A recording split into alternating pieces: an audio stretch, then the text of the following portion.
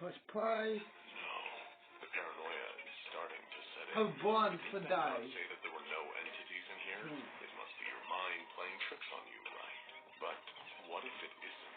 Suddenly a terrible thought crosses your mind and flushes your system with a surge of icy dread. The back rooms are filled with monsters. Windows that look normal but are ready to pull you to your death. Monsters disguised as puddles. Beasts that masquerade as humans by stealing and wearing their skin, for God's sake. What's to say that a human being wrote that letter you read? Wouldn't that be the perfect cover for a malicious, intelligent entity? Writing a note basically telling you to let your guard down while it waits inside ready for the kill? Your calm composure plummets into a pit of anxiety and fear. Are you alone in here? You keep hearing those noises. Scuttling, chittering, whispers. What could it be? A 6-foot cockroach with a switchblade, or a giant unkillable spider who wants to drink your liquefied guts? Or something so much worse? Something truly unknowable. Something truly, cosmically nightmarish. You're prepared to walk into some Lovecraftian fever dream, but instead something else somehow steps from the darkness, illuminated by some unknowable light source. And it isn't some eldritch beast. It's worse. It's your old boss, Mr. Bateman, the one who fired you from the last job you had before you decided to give it all up for the backrooms embrace. He's wearing that same nasty, hate-filled sneer from the day he called you into his office to give you the axe, sending you back into poverty. He rolls his eyes dismissively. So this is where you went after I canned your sorry ass, he says with a cruel chuckle. Doesn't surprise me. Of course you'd run away from responsibility into some strange dark crevice like the worthless little insect you are. Good thing, too. Better wasting away in here than adding to the surplus population back on Earth. But now one thing, you're going to be as useless here as you were out there. Never forget that. You're at a loss for words. Your body is shaking with a mix of rage and despair. How can this be happening, you wonder? It's a shapeshifter. This is a hallucination. You remember reading an article a couple years back about how the mind needs stimuli, and when it's deprived of that stimuli, it avoids total madness by making its own.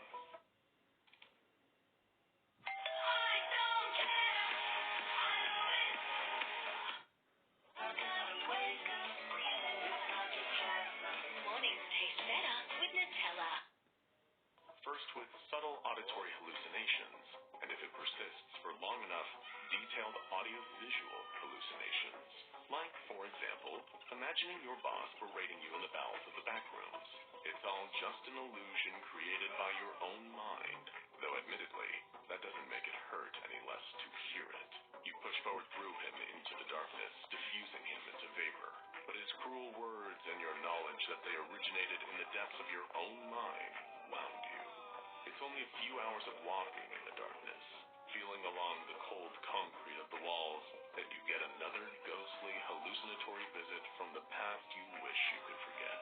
It's Mrs. Newman, one of your 11th grade teachers from high school. She always failed you, berated you, and kept you behind after class. Just seeing her there, enshrined in light like whatever the opposite of an angel is, you can feel yourself breaking out into a cold sweat. Fears and anxieties you haven't felt in a decade are clawing their way up the walls of your heart and into your mind. You genuinely rather deal with monsters. She clears her throat like she always did, and says in that same shrill voice that always cut right through you. Well, fancy seeing you here in this dark and dismal place. Come on in. This Come on in. is always what I assumed the inside of your head looked like. God, I knew you wouldn't amount to much. You're always a lousy kid, but this is something else. I hope you enjoy it here, because I know for a fact that this is where you belong. You can feel the tears stinging your eyes. She's not telling you anything you didn't know, but that doesn't make it hurt even a smidgen less to hear it relitigated all over again. After all, that's why you're here, isn't it? Because you were so worthless and pathetic out there, you needed to run away from reality. You knew there was no place for you in that world, so you hoped against hope that there would be some small place for you in this one.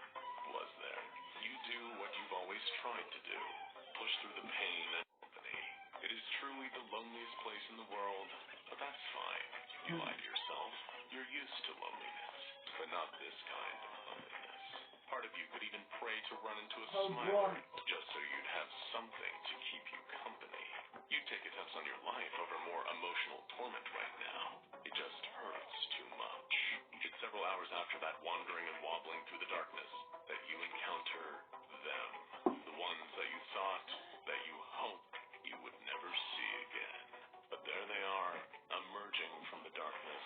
Your dear old mom and dad, brows twisted in disapproval and eyes burning with the low, gnawing malice that you know they've always had for you. You feel yourself getting weak at the knees.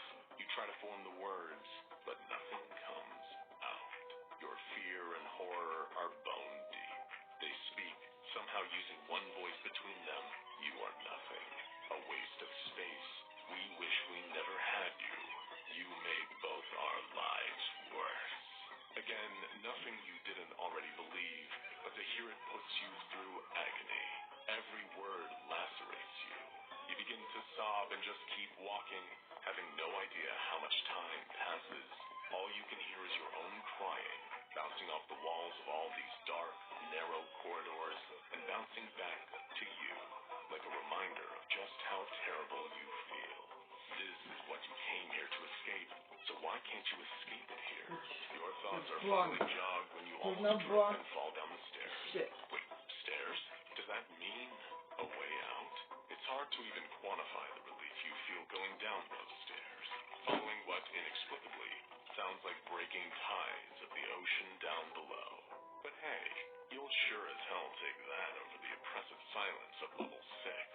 You've learned now that there are things far worse than monsters in the dark, suffocating halls of the backrooms. You take a deep breath and walk into the light. Now go check out the next level, level 7, Thalassophobia, for more information on surviving this. Let's watch this guy now. Unfinished business. So what's your name? I'm almost certain Tanya. that this game needs little What about yours? explanation. Isaac. You guys know what we're about Oh. to play one more time? Yeah, if that Roblox backrooms are good stuff. And Oh, this time boy. I'm gonna make sure that that was probably the dumbest.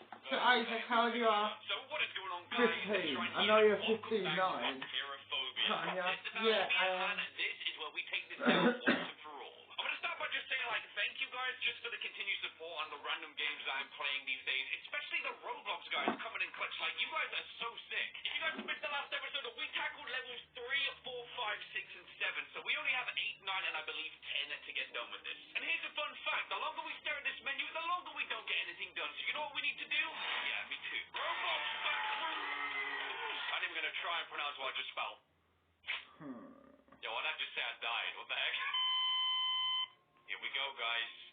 Oh, man. This is going to be, kind of hectic. I'm feeling it. So we found the book last time. We're looking at that. But look at this place we are in, man.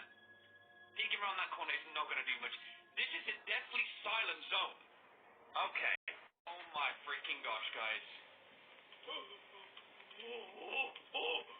Doesn't go out, Tanya. Walking, So, late, well, You know, I kind of want eyes on this thing, so I know what I'm dealing with, and I don't have to. What do I have to be so scared of? I don't have a If you see boyfriend, this plus thing, I'm or just horny. help me be like, oh, so this is the monster. So, I don't have to worry about this. hey, you Or know maybe what? be like, oh, You're this is the fucking monster. This pig. literally is the worst situation possible. Yeah. That one, me. That You gotta start off, by the way. Someone else is in this place. Nice tip, Whistling too. around, trying to Thank call you, this monster baby. in my direction, You're and I welcome. not for one moment appreciate that. Like, guys, is this a maze?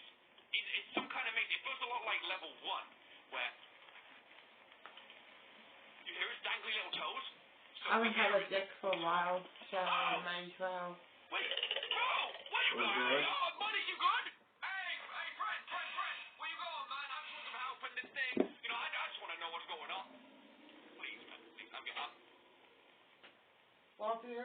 So, Love you too. my question is, what on earth was that? Was that it looked like a party goer, but at the same time, I don't know if it was. So he's got those pitch party feet right there. We're here. I ain't gonna lie, guys. Don't even know where I came from. I don't know anything. I don't know anything. And you know what? Maybe that's for the best. Maybe knowing nothing is better. So when it kills me, I don't know what to expect. I don't know what I'm saying. I don't know. Wait. Ooh, that thing bellows. That thing bellows right there, guys. You hear that? Deep guttural growls. Okay. making progress. I mean, we're going somewhere. We gotta be going somewhere, but it's just walls upon walls.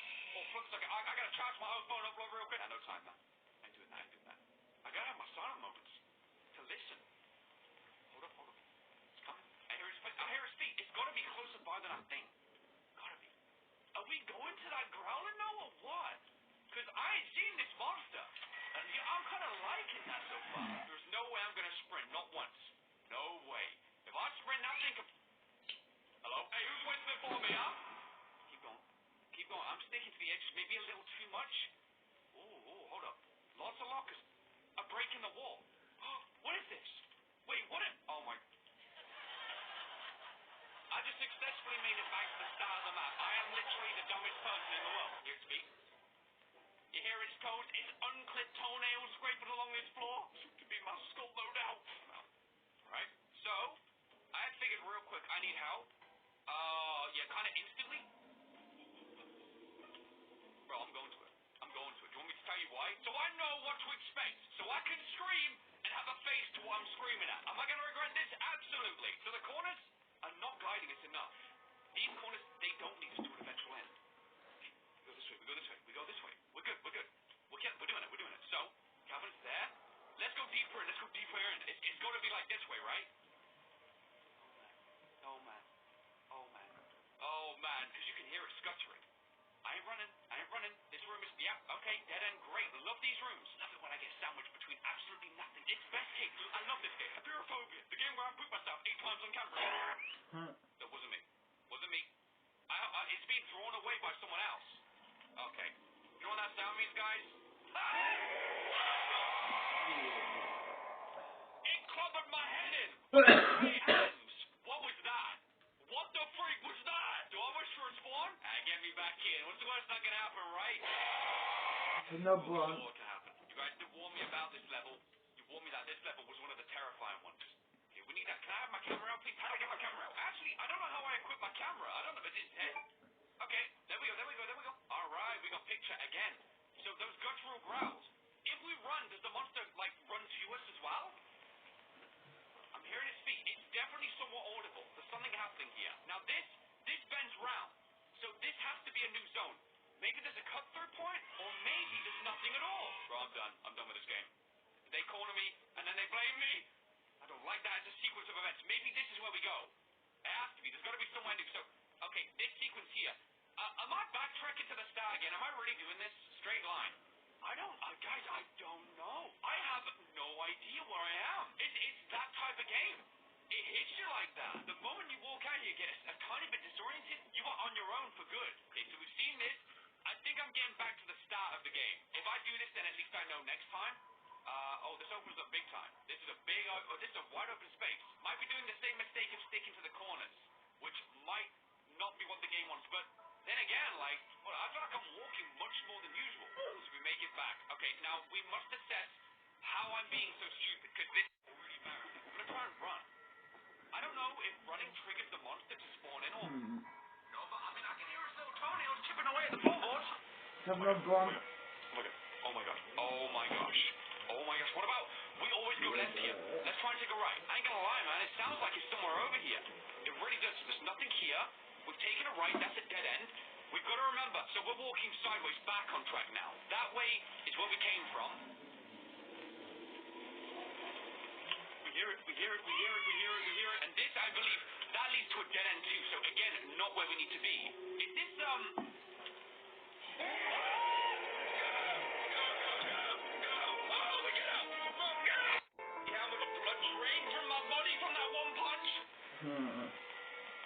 What's this?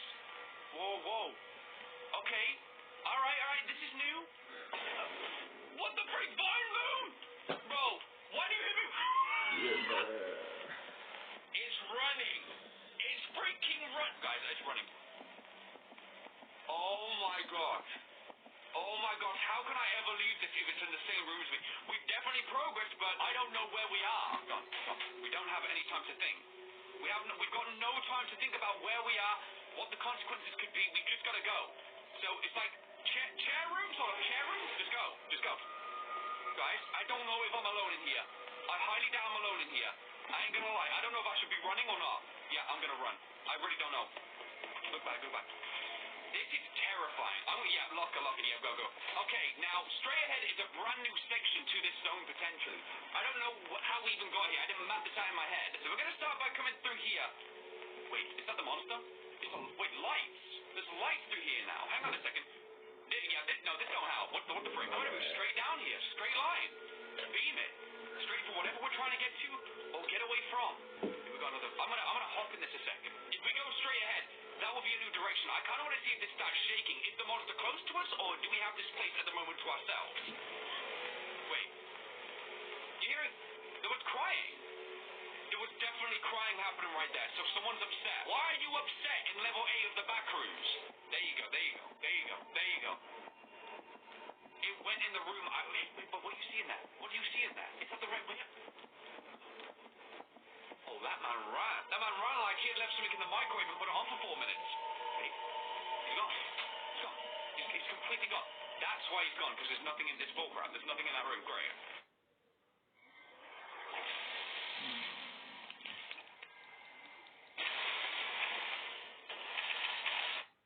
My guy is sprinting. And he is sprinting. So we got dead end here. Okay. Do we copy and just sprint too? Run! Great, this is great. What the freak? Help me! Okay. Oh my god. Oh, buddy, please, no! It feels like there's no checkpoint within here too. Do we start back at the beginning? Because if we do, we gotta map this whole thing out again, guys. Hold on. That's kind of mean, game. That's kind of mean. Okay, so I'm not really gonna think about this. I'm just gonna try and get the route in my head before we, do the next step. So straight ahead, we take a left here, run in a straight line. Let's see where this keeps us to. Take a left.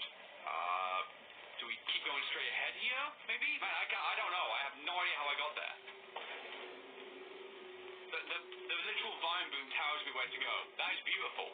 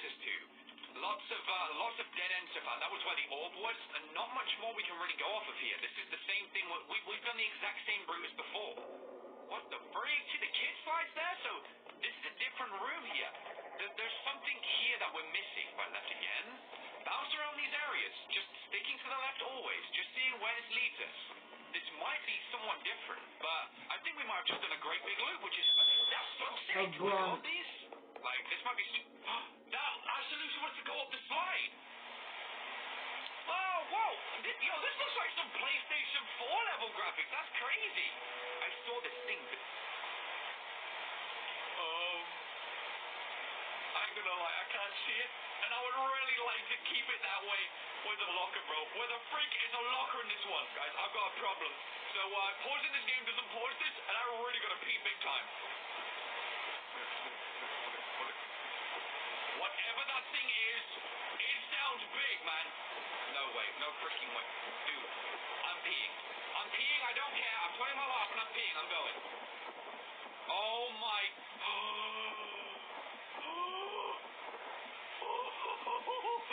What did I come back to? What's hiding in the locker? The thing that we were supposed to not do? Stop it. I'm gonna leave. Oh! What the? That thing was waiting for me. Whoa! Oh my god! Whoa! That looks insane. Like, that looks amazing. You are dead? Oh, you betcha. You can just hit them running immediately. I'm staying away from them. Well, I'm gonna try to. Oh my gosh!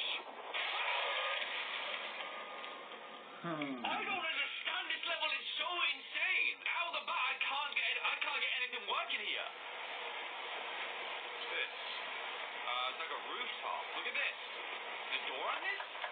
It won't open. Okay. So if it won't open, we need a key.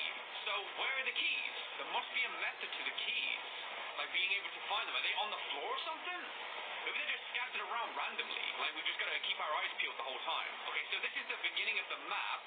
We don't want to be there. We got things to do. So no, I ain't looking at that paperwork. I'm sorry. If I cut through the middle. Wait, what's this? Oh, what's this? Whoa! Dang. Okay. So that thing's trying to jump scare me at the same time. Okay, I mean it's kind of quiet on the front. We're doing a decent job of avoiding the monsters, but I don't know what will. Wait, hold up. A key? A key on the locker. So the keys they're left on the lockers just scattered around. We find as many as we can. So are we on like we're on like the top level of a car park or something. So over the edges will just be a sheer drop. And that's all we've really got to go on. And it always on the corner of the maps that the rooftop like exits. Like I'm starting to think maybe we gotta veer through also. We gotta watch our sprint. I'm just running the entire time. I do not want to slow down. Those things climbing up on me or getting up on me, I don't really know, man. I'm just running the whole time and I don't hear them much. So okay. You see that? There's another key. Okay, we've got two. Let's try this. Try the lock. Wait, it's locked. So that's no good. Even though we saw the lock fall off, the door was still locked. There must be more. There must be more of these. I'm just gonna like streamline it from one end to the other. I'll be right back. Hold up. I will after I get this key. Thank you. That's 3. Where was I? That's another one. We can go on top. Are the keys on these two? No keys there. Let's go. Door won't budge. Oh, come on, man. Alright, we gotta get better lamps up in here, though. What is this trash, man? Like, they give you like a 13-foot raised view. But, dude, it's literal darkness. I can't even see my own feet over here. My flashlight as well has got like 2% battery. Yeah, we buy a new one when we get out of this thing. This is crap. Keys. Doing my due diligence as I look around this place as much as I can. And we got another door here. Come on, man. Oh my gosh, we did it! We found the exit! Let's go! I didn't see those guys! Wait. Oh, it's the creepy level with the houses. Please update this game, man. Bring some more levels like that one. That would be so sick. Okay, I don't know what's going on, man. Is there a level 11? I thought there was only 10. So this could be our end. Cardboard crates, wooden crates, stacked up to the top. What is this mess, huh? Oh no! Let's watch this one.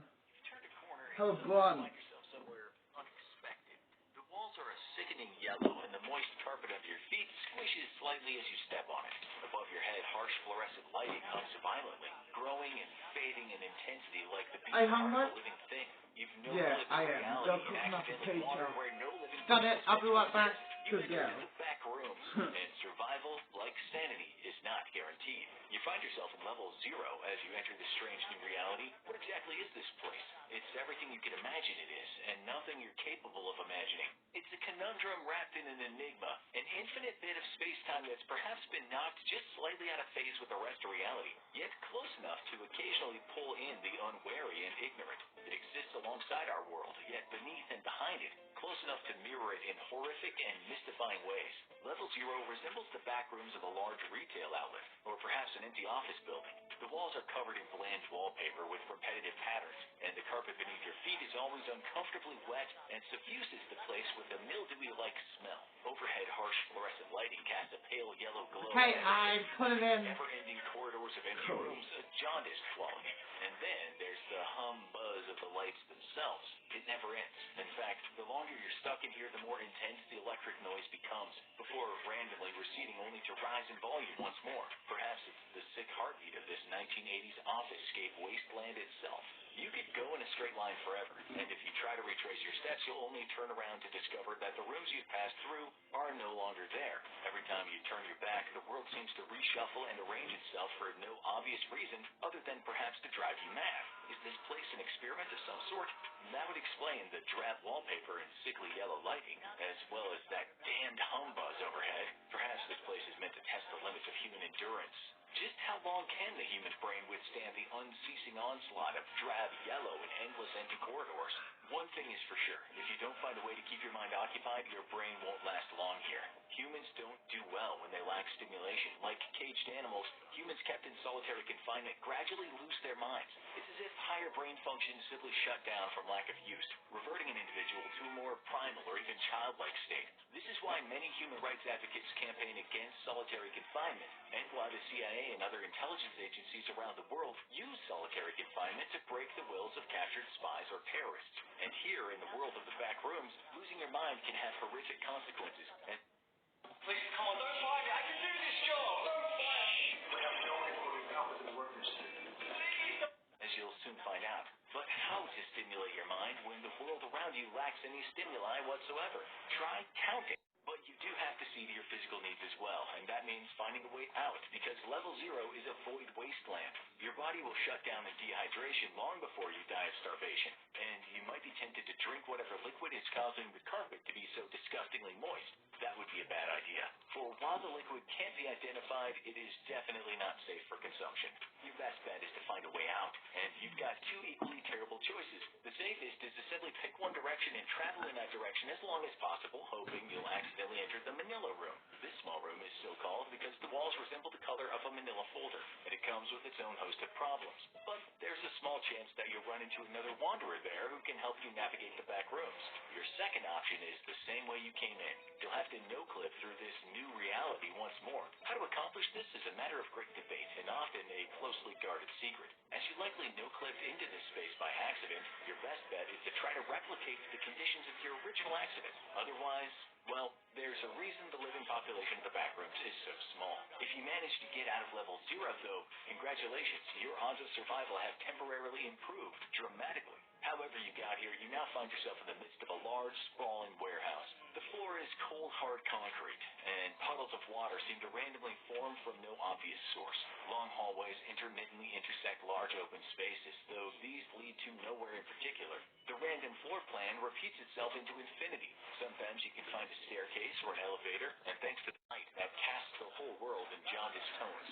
The good news continues, because water is also abundant here, and you'll likely soon encounter one of the many caches of supplies that randomly appear throughout level 1. Oh, blunt. If your phone isn't really working like it used to and the battery's dying too fast, it's freezing, your games are lagging, there's a solution. These caches contain food, random supplies, and even weapons, though the most important thing is the most critical resources in the back rooms: almond water. You'll soon become familiar with almond water because in most places it's the only safe thing to drink. Its true origin is unknown, but it can be common across most levels of the back rooms, almost as if it was being supplied to keep survivors alive on purpose. You can identify it by the faint smell of vanilla and rose water, and a subtle taste of sweet, watery almond butter. If you happen across a supply of it, make sure to take as much of it as you can with you, because it won't just hide hydrate you will actually keep you sane against many of the psychological effects of the back rooms. Its properties are poorly understood, but regularly drinking almond water can keep you sane through the constant detrimental effects many of the backroom's environments can have on your brain. It can also be used to neutralize the effects of many hostile entities. That's right, there's more here than just you and other human survivors, and much of what's here wants to either hurt you or consume you. Some things will do even worse. Level 1 seems to be continuously resupplied with random bits of helpful items, including weapons. You'll need those for some of the hostile entities we'll encounter later, but also for some of the other survivors who've created their own communities here in the back rooms.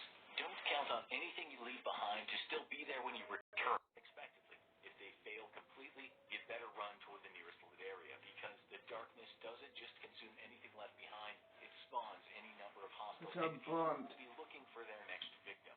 Here in level 1, you'll find the first human settlements made up of survivors who have resigned themselves to their existence in the back rooms. The first group you'll likely encounter are the Meg, or Major Explorer Group, who have their main base here.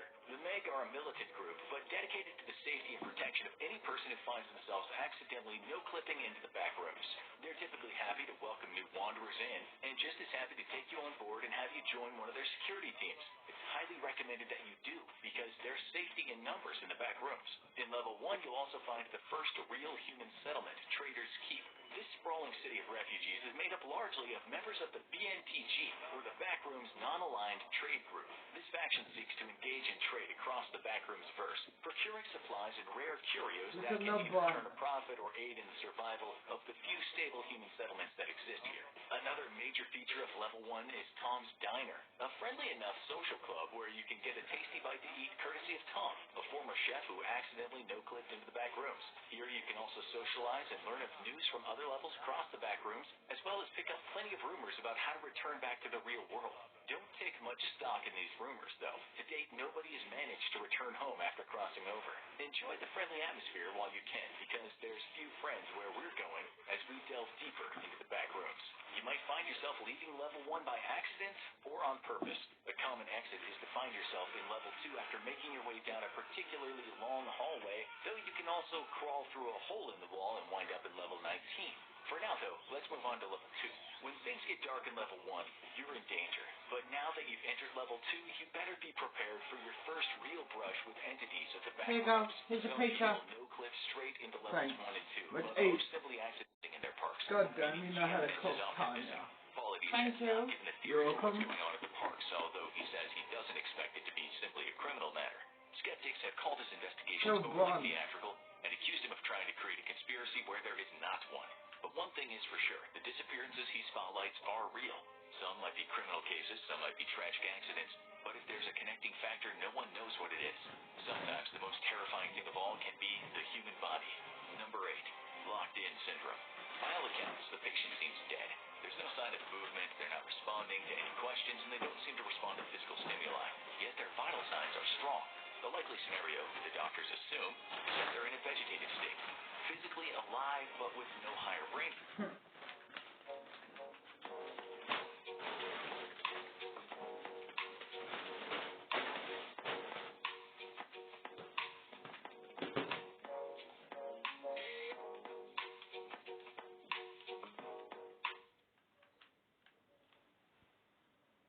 Function only kept alive by machines.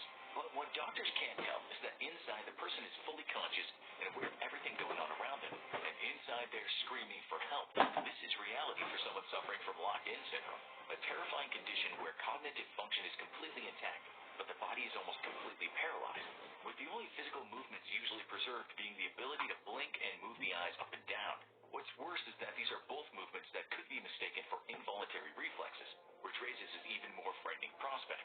In the past, patients who had locked-in syndrome could often be misdiagnosed and assumed to be comatose. They would usually think she was taking flute lessons over her vacation. She took the bus to her music school on June 22nd, but that day she was late to class, and she wouldn't be showing up ever again. In the aftermath of the disappearance, investigators tried to piece together the mystery.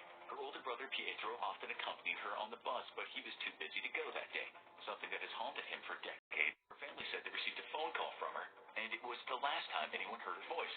She claimed to have been offered a job working for Avon Cosmetics, something that made little sense given the isolated nature of Vatican City. A friend of her Orlandis claimed they'd seen her get into a dark BMW, which drove off, leaving no trace of Emanuela Orlandi.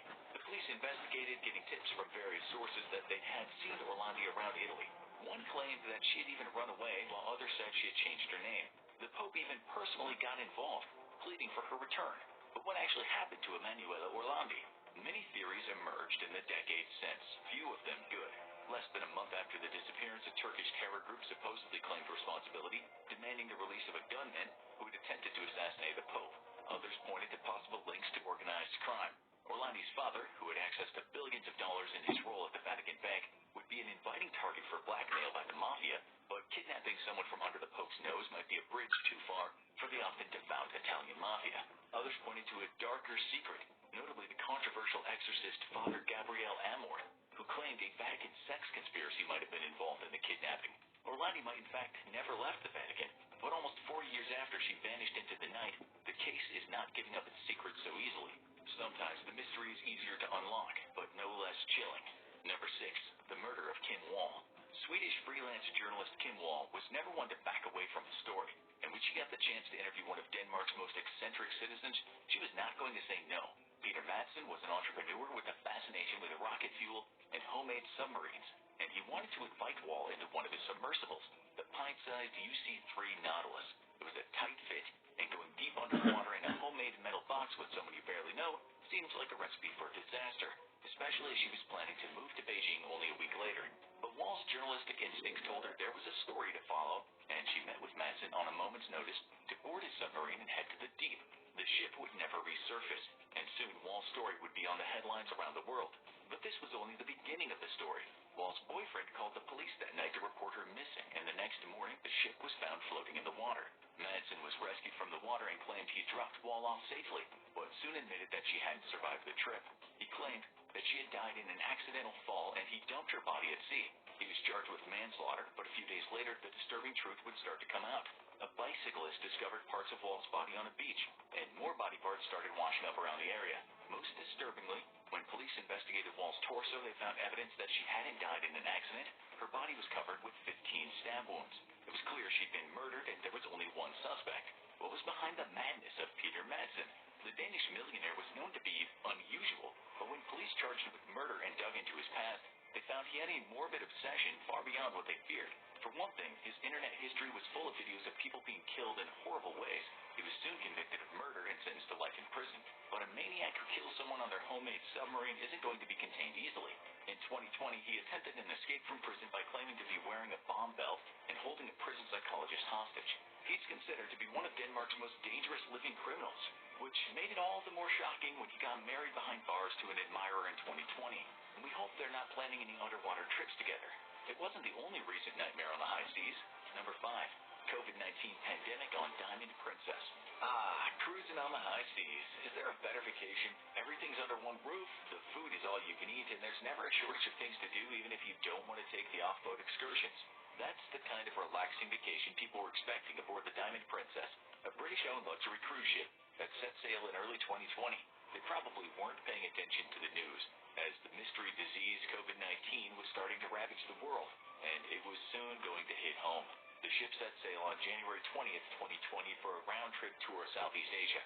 An 80-year-old passenger from Hong Kong had been feeling ill, but he didn't feel like missing the cruise. He left after only one leg of the cruise, but his virus stayed on board, and would soon be making itself at home.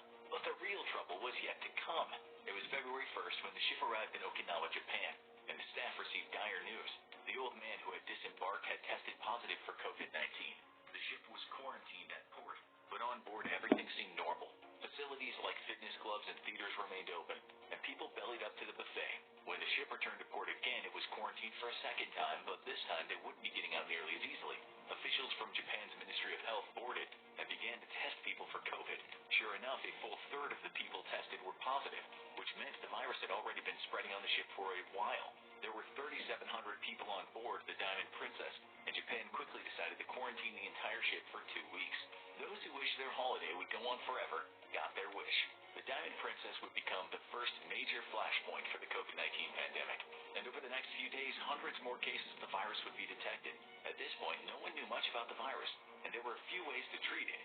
Soon the infected started dying, all older patients who were much more vulnerable. The thousands of passengers now stuck in their rooms with increasingly sparse food supplies being delivered to them were desperate to get home, but no one could tell them when or if they'd be released. It wasn't until February 17th when the U.S. government chartered planes to bring their citizens home from the ship, but other countries would be much slower. The last passengers didn't leave the Diamond Princess until March 1st, by which point 14 people had died. The cruise industry would be largely dormant for more than a year due to the pandemic, but it's likely the current cruises will be at least 3,700 passengers short. But in a quiet town in Wales, a different disaster that scarred a town forever began in the most unexpected of places. Number 4, the Aberfan disaster. It was a quiet morning on October 21st, 1966. The quiet Welsh town of Aberfan had been a popular location for mining companies to harvest coal, and the surrounding area was filled with collierly spoil tips, what looked like small man-made black mountains. It was part of the landscape by now. No one gave it much thought as the town went about its business. Families began the day dressing the children for school and sending them on their way. Too late to do anything. The avalanche plowed into the junior school, covering it with a thick, inky substance and destroying the structure and anyone in its path. The school was full of children and teachers had only seconds to try to protect their pupils. Nancy Williams, the school's meal clerk, shielded 5 children with her body. They all survived, but she wasn't so lucky, becoming probably the most famous victim of the disaster. But when the rubble cleared, the toll would be devastating. At first, it seemed impossible to even get into the school, with a massive mountain of sludge blocking the entrances. Local residents turned up